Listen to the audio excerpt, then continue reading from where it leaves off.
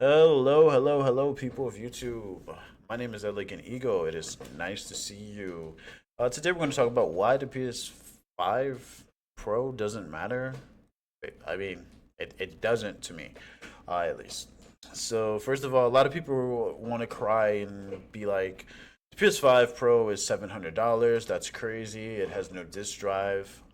We've known for years that these companies have wanted to push no disk drives and systems like ever since what, like the 360 days. I think with the Connect or something, they were talking about like getting rid of disks and disk drives and stuff like that. It's no shocker. Who cares? You know, you can't insert nowadays, anyways. PCs don't even have disk drives. It's what I expect. I think $700 though is ridiculous for a plastic box or a console, even given inflation. I think the fact that the PS5 doesn't have a disk drive when there is a PS5 with a disk drive is crazy.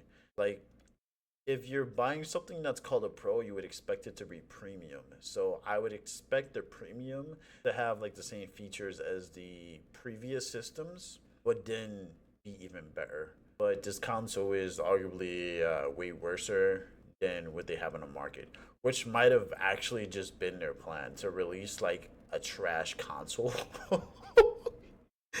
Right? Because like, what if they released this trash console and it was like the trash console is to get people like me to buy like the regular PS5. And I say people like me because well, I own a PC, and I used to have a PS4, and I also have a Switch, right?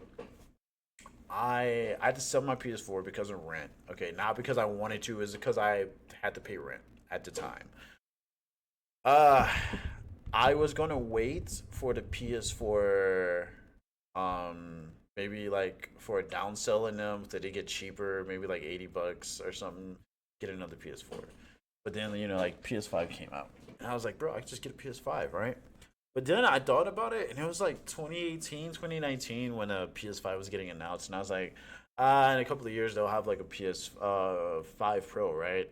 So I just waited for the PS5 Pro, obviously because I had a PS4, I had a PS4 Pro, and I really liked it. I played a lot of my games a whole lot like better. I played mainly Fantasy Star Online and Neo, a couple of like newer games where you can actually choose the performance modes and stuff, right? So obviously in my mindset, I was just like, yeah, like I know what a pro does because I had a PS4 Pro. So why wouldn't I wait for like a PS5 Pro? But the PS5 Pro doesn't have a disk drive. It has 2 terabytes of memory, which is really good. You can store a lot of games on that. A lot of bad games, at least. Because, I mean, games that come out nowadays are kind of eh. Outside of what, the Korean, Japanese games and stuff. But my point is, you know, a lot of people have waited for this PS5 Pro to buy it, and I guess a lot of people were waiting and like thinking like it was gonna be 600, it's gonna be 599 or something like that.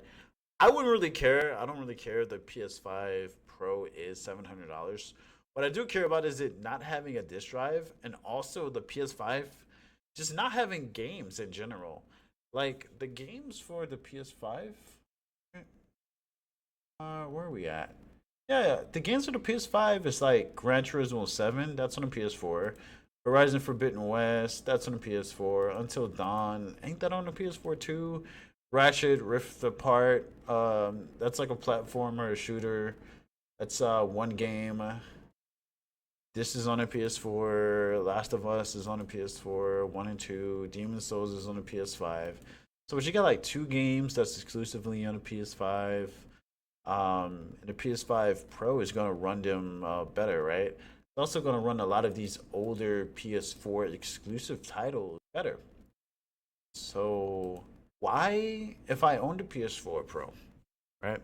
Or if you own a PS4, period, or a PS5, and you've played these games already you've beaten all of these single player games, because remember, Sony does not have no multiplayer games. You've beaten all these single player games, you've gotten platinums in these games, you've beaten these games maybe 3 times over, 4 times over. Let's be gracious and say you've beaten these games over 6 times, right?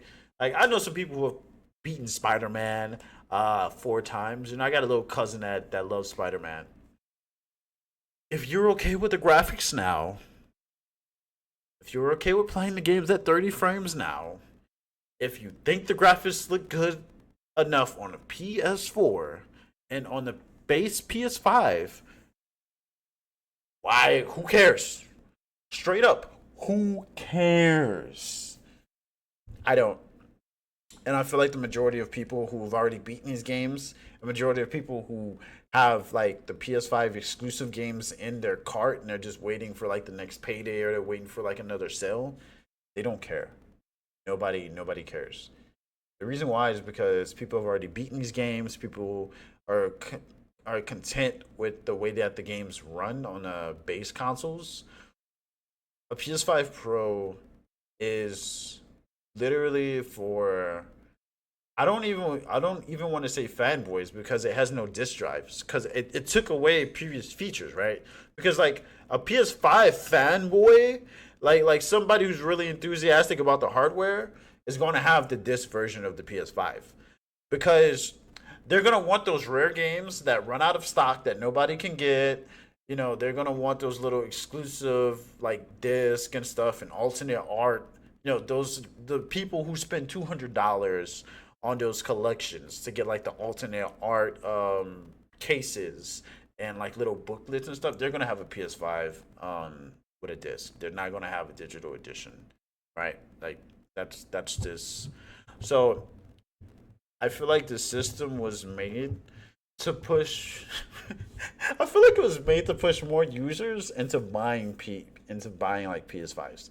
I mean like users as in like people who are on PC and who have other like um other consoles. I don't think the PS5 Pro was meant for people who have a PS5 or a PS4 at all. I think the Pro was meant for people who don't own a PlayStation at all. But to be honest, the price is just absurd. And for those people who don't own those consoles, competition exists. The PC that I have, I got it for 500 on sale, and there's a 3060 in it. The I forgot about the motherboard, but it's a 3060 in it. Okay, it's like 12 gigs of RAM. This thing plays like all of my games easily at 100 frames, 120 frames. Like it just zoots out like any game that I have. It's quite amazing. I paid 500 for that, and I got it on sale. Even if I paid like a 1.5, like 1,000 and like 1.5, right?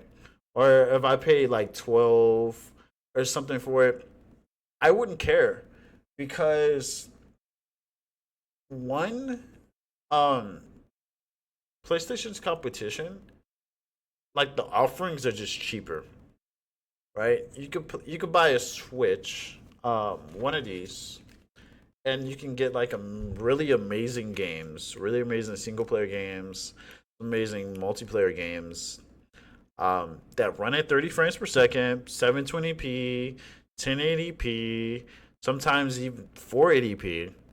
But it doesn't matter because the games are really fun, right? Um, and for an entire year, you can pay I think 40, no, $20. Yeah, you pay $20 for online, and then you can pay $40 to get some what is it, emulators and stuff. Yeah, you can pay $40 for some emulators. That's cool. Give me a second. Yeah, you can pay like $40 plus the online for some emulators and play their back catalog of Switch games. Um, Xbox Game Pass or Xbox, you can pay for There's a bunch of different consoles. We're not gonna get into that, but you can buy an Xbox the Xbox, whatever. There's a pro version of the Xbox too, which is like only $500, and I think it's no, I think it's six or something.